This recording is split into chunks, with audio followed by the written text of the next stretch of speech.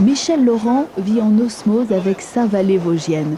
Photographe passionné, il consacre une grande partie de son temps à immortaliser la Moselotte, sur les bords de laquelle il est né, tout près de cette scierie actionnée par la force de l'eau qui le fascine depuis son enfance. Quand j'ouvrais mes volets le matin, quand je me réveillais, il y avait le bruit de la scierie, parce que bien sûr, ils étaient élevés avant moi. Et puis après, l'odeur du bois, bien sûr, parce que le parc agrumes était un peu de l'autre côté, juste en dessous de ma chambre. On allait jouer sur les tas de planches, on jouait à la cachette quand on était gamin sur les tas de planches. Et puis le ruisseau, dans lequel j'ai été à la pêche, toute la vie de mon quartier, quoi. Quand on commence à faire de la photographie, on photographie ce qui est autour de soi, donc sa famille, ses voisins, ses copains, puis aussi les choses du quartier. Et ici, évidemment, bien sûr, la scie, quoi, le haut-fer. Première photo noir et blanc, je crois que je les ai faites un peu ici.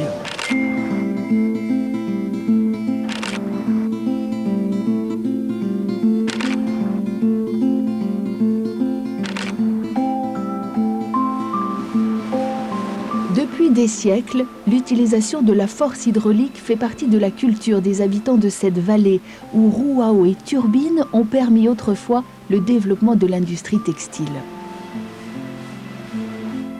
Michel Laurent s'y est toujours intéressé et a eu envie d'en retracer l'histoire. Je crois que depuis que je suis gamin, j'avais fait tourner des petits moulins donc, dans le ruisseau qui coulait près de la maison. Et puis à un moment donné, j'ai acheté une ferme et dans la cave de cette ferme, il y avait une turbine. C'était magique parce qu'avec cette turbine qui produisait pratiquement rien, je pouvais fabriquer mon énergie. Je pouvais m'éclairer avec cette turbine. C'est-à-dire que j'étais plus dépendant de quoi que ce soit. Je faisais tourner de l'électricité avec de l'eau. Ça, c'était magique, quoi. Et puis après, le fait de faire de la photographie et puis l'idée aussi de marquer le pas en faisant un livre, je me suis dit c'est un sujet idéal, quoi. J'habite dans une vallée où il y a beaucoup de turbines, il y a beaucoup d'eau qui coule, il y a beaucoup de rivières. Pourquoi pas, quoi.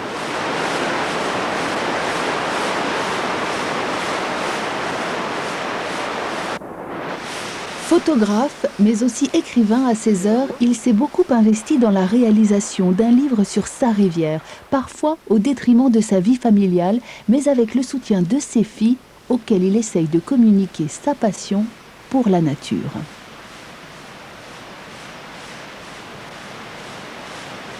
Alors, si je me suis arrêté ici, c'est à cause de l'arbre, là, parce qu'il est super, cet arbre. Il domine tout le coin, et puis il y a le petit hêtre qui est juste à côté, là. Regardez comme il est sympa, celui-là.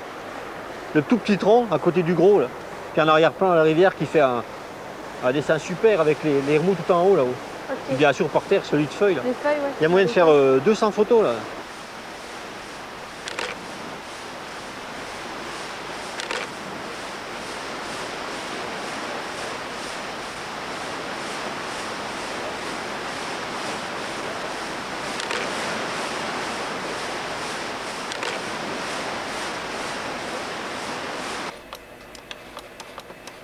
On a toujours envie de transmettre ce qui nous porte à nos enfants. Après, ils le prennent ou ils le prennent pas, mais c'est sûr que ouais, la photographie, on a envie de leur faire passer ça. J'ai envie de leur faire passer ça, quoi. Laisser arrêter le temps, là, comme les photos que j'ai fait sur les deux filles là, en une fraction de seconde, j'ai arrêté le temps sur elles, quoi. Dans une dizaine d'années, ce sera des femmes, elles auront des enfants, mais on aura à cet instant-là arrêté le temps. Cette journée-là qu'elles auront passé, on aura passé ensemble, j'aurai fait des photos d'elles, elles seront encore là.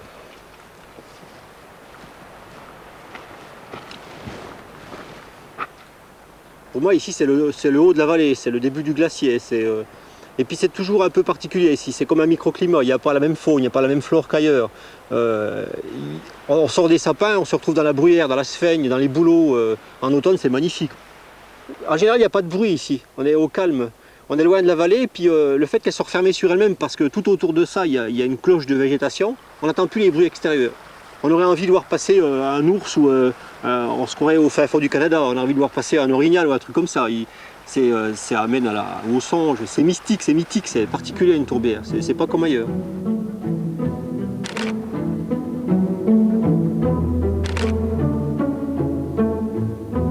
Ça fait des années que je fais des photos. J'ai commencé à faire des photos en noir et blanc ici il y a plus de 20 ans. Moi je peux pas compter. Là en ce moment je suis au numérique, mais avant j'étais au noir et blanc. Mais je fais peut-être toujours la même photo, encore tout le temps, au même endroit, au même instant, mais je continue à faire des photos parce que j'en ai besoin, parce que j'en ai envie.